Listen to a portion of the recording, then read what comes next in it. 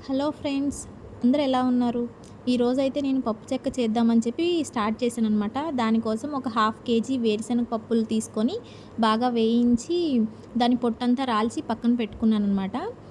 Next కొంచెం బెల్లం తీసుకున్నాను. పాకం ప్రిపేర్ చేద్దామని చెప్పి దానిలో ఇలాచీ పౌడర్ కూడా ఏసాను. స్మెల్ అయితే మంచిగా వస్తుంది. ఇప్పుడు కొంచెం ట్రై చేశాననమాట. వాటర్‌లో వేసి చూస్తే అది తీగ పాకం వస్తుంది. ఇంకా కొంచెం టైం ఉంది కదా అని చెప్పి ఒక ప్లేట్‌లో కొంచెం ఘీ రాసి ఈవెన్‌గా మొత్తం స్ప్రెడ్ చేశాననమాట. ప్రిపేర్ అవ్వగానే నెక్స్ట్ దీనిలో వేసేయొచ్చని చెప్పి. తర్వాత మళ్ళీ ట్రై చేస్తే బెల్లం గట్టిగా వచ్చిందనమాట పాకము. వెంటనే వేరుశనగ పప్పులన్నీ దానిలో వేసి కొంచెం సేపు తిప్పి తర్వాత తీసి ప్లేట్‌లో వేసేసాను. ఆహా! ఇంకేముంది అయిపోయింది. చాలా బావుంది అనుకోని కొంచెం సేపు వేడిగా ఉందని పక్కన పెట్టి ఉంచాననమాట. ఒక హాఫ్ అన్ అవర్ తర్వాత అది కట్ చేస్తే అసలు పీసెస్ లాగా కట్ అవ్వట్లేదు, విరగట్లేదు.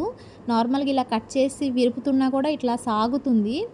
ఏం చేసానో నాకే అర్థం కాలేదు. బెల్లం పాకం కూడా కొంచెం గట్టి పాకం వచ్చినప్పుడే వేశాను. కానీ ఇలా అయితే సాగుతూ ఉంది. అసలు పీసెస్ లాగా కట్ అవ్వట్లేదు. ఎంత ట్రై చేసినా కూడా. మా వాళ్ళందరూ చూసి ఇంట్లో అందరూ నవ్వారు. అనవసరంగా హాఫ్ కేజీ వేరుశనగ పప్పులు వేస్ట్ చేసావు, బెల్లం వేస్ట్ చేసావు అని చెప్పి.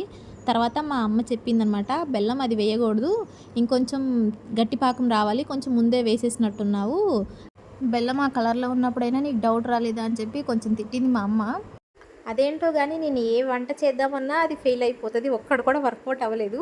ఇంతకుముందు అలాగే కేఎఫ్‌సీ చేస్తానని చెప్పి లెగ్ పీసులు తీసుకొచ్చి అవి ట్రై చేశాను. అవేమో మాడిపోయాయి. ఇప్పుడు ఈ పప్పు చెక్క